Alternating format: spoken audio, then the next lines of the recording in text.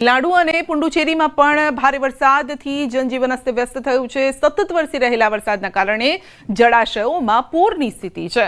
તો ચેન્નઈમાં ધોધમાર વરસાદના કારણે ઠેર ઠેર વૃક્ષો ધરાશાયી થયા છે। છેલ્લા 24 કલાકથી સતત પડી રહેલ ભારે વરસાદના કારણે રાજ્યના અનેક શહેરોમાં પરિસ્થિતિ વધુ વણસી ગઈ છે। હવામાન વિભાગની આગાહી પ્રમાણે હજુ પણ જિલ્લામાં ધોધમાર વરસાદ વરસવાની શક્યતા છે। વરસાદના કારણે મેટ્ટુ ડેમ ભયજનક સપાટી પર વહી રહ્યો છે ને જેના કારણે કાવેરી નદીમાં 35,000 ક્યુસેક પાણી છોડાયું છે। સુરક્ષાના ભાગરૂપે સેલમ અને ઈરોડ જિલ્લાઓને જોડતી પુલમપટ્ટી ફેરી સેવા તાત્કાલિક બંધ કરાઈ છે। તો ભારે વરસાદના કારણે શાળાઓ કોલેજોમાં પણ રજા જાહેર કરવી પડી છે। ભરૂચના હાંસોટ તાલુકામાં નવા વર્ષે કમોસમી વરસાદ વરસ્યો છે। જૂના ઓભા સહિતના અનેક ગામોમાં કમોસમી વરસાદની એન્ટ્રી થઈ છે। કમોસમી વરસાદ વરસતા ખેડૂતોને ભારે નુકસાન વેઠવું પડ્યું છે। અચાનક પડેલા વરસાદથી ખેડૂતોએ રસ્તા પર સૂકવેલ ડાંગર પલળી ગઈ અને પાછલા દિવસોના વરસાદના કારણે ખેતરો પૂરતા હજુ પણ સુકાયા નથી અને તેવામાં ખેડૂતોએ ડાંગર રસ્તા પર સૂકવવા માટે મૂકી છે। અચાનક પડેલા વરસાદથી તે ડાંગર પલળી ગઈ છે ને જેના કારણે ખેડૂતોમાં ચિંતા અત્યારે ફરી વળી છે। વરસાદ શરૂ થતાં જ ખેડૂતો પોતાના પાકને બચાવવા માટે દોડધામ કરતા જોવા મળ્યા। તો ખેડૂતોએ જણાવ્યું છે કે પાછોતરા વરસાદ બાદ હવામાન ખુલ્લું રહે તેમ લાગતું હતું, પરંતુ અચાનક પડેલા આ કમોસમી વરસાદે આખી મહેનત ઉપર પાણી ફેરવી દીધું છે। શિયાળાના આગમન વેળાએ ચોમાસા જેવો માહોલ સર્જાયો છે। ઉમરપાડા તાલુકાના ગ્રામ્ય વિસ્તારોમાં કમોસમી વરસાદ વરસ્યો છે। ઉમરપાડાના કેવડી, ઉમરગોટ, વાડી સહિતના વિસ્તારોમાં વરસાદ થયો છે। કમોસમી વરસાદને લઈને ખેડૂતોની ચિંતા વધી છે। હવામાન ખાતા દ્વારા હજુ પણ કમોસમી વરસાદ થશે તેવી આગાહી કરાઈ છે।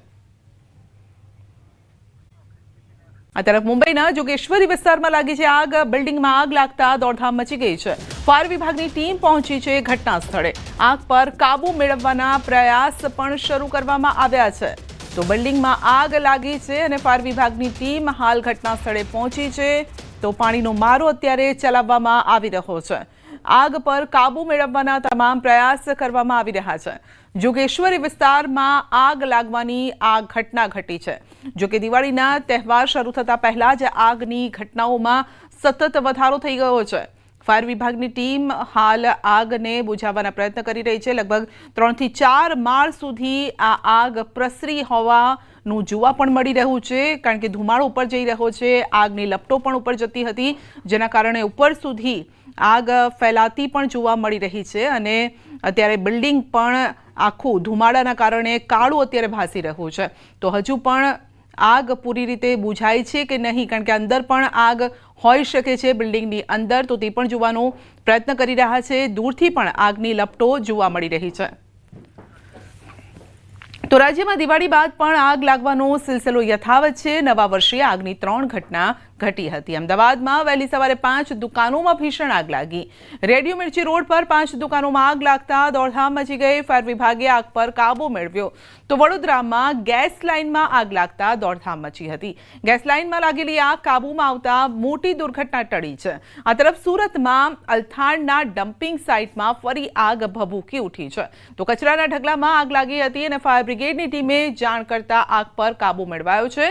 જો કે 7 દિવસમાં ડમ્પિંગ સાઇટમાં ત્રીજી વખત આ આગની ઘટના ઘટી હતી।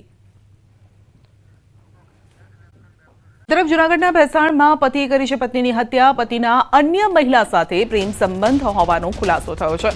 પોલીસે આરોપી પતિની ધરપકડ કરી છે। તો પતિએ પત્નીની હત્યા કરી છે। તો પતિના અન્ય સાથે પ્રેમ સંબંધ હોવાનો ખુલાસો થયો અને ત્યારબાદ આ મામલો વધુ ઉગ્ર બની ગયો। ભેસાણમાં પતિએ પત્નીની હત્યા કરી। સુરતમાં ફરી હત્યાનો બનાવ બન્યો છે। ભાઈ બીજના દિવસે બનેવીએ કરી છે સાળાની હત્યા।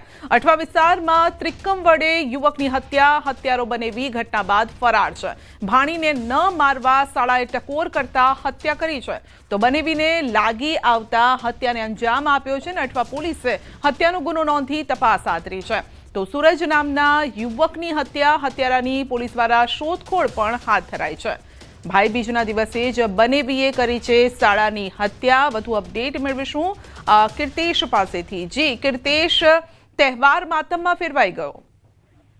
બિલકુલ, સુરતના અઠવા વિસ્તારની ઘટના છે. ભાઈબીજના દિવસે એક બહેનને પોતાના ભાઈની લાશ જોવા મળી છે અને આ ભાઈની હત્યા કોઈ નહીં પણ એ બહેનના પતિએ કરી છે. એટલે કે બનેવી દ્વારા શાળાની હત્યા કરવામાં આવી છે. ભાણીને મારતા શાળાએ બનેવીને ઠપકો આપ્યો છે. આ વાતનું લાગી આવતા બનેવીએ ત્રિકમ વડે શાળાનું ઢીમઢાળી દીધું હતું. જો કે સમગ્ર ઘટનાની જાણ થતા અઠવા પોલીસ ઘટના સ્થળે પહોંચી હતી અને આ મામલે ગુનો દાખલ કરી અને શાળાની હત્યા કરનાર બનેવીની ધરપકડ કરી છે. ગણતરીની મિનિટોમાં બનેવીની સત્તાવાળાની ધરપકડ બતાવવામાં આવશે. મનનાર યુવકનું નામ સૂરજ હોવાનું સામે આવ્યું છે. પોલીસે આ મામલે વધુ તપાસ શરૂ કરી છે. જી, આપનો આભાર.